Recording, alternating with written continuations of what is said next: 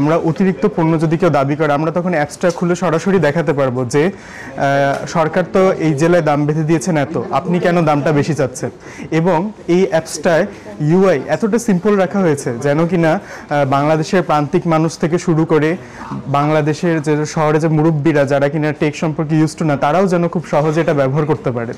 এবং এই অ্যাপসটা আমরা বাংলাদেশ গভর্নমেন্টকে সম্পূর্ণ ফ্রি গিফট করেছি। আমি এই অ্যাপসটা ইনস্টল করতে প্রথমে আমরা সবাই গুগল প্লে স্টোরে যাব। গুগল প্লে স্টোরে গিয়ে সার্চ দিব বাংলায় বাজার দর।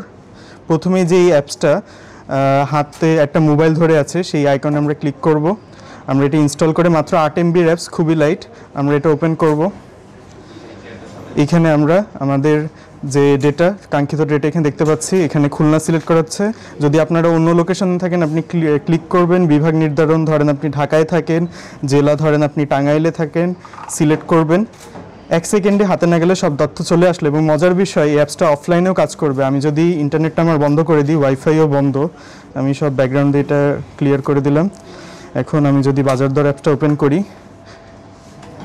ঠিক একইভাবেই ডেটাটা আমরা পেয়ে যাচ্ছি সম্পূর্ণ অফলাইনেও। প্রতিদিনের তথ্য এখানে আমরা দেখতে পাচ্ছি। সর্বশেষ হালনাগাদ 22/6/2025 এটা হচ্ছে হালনাগাদ করা হয়েছে। এবং জাতীয় ভোক্তা অধিকার সংরক্ষণ অধিদপ্তরের প্রতি আমার আশা, তারা নিয়মিত এখানে আপডেটেড প্রাইস দিয়ে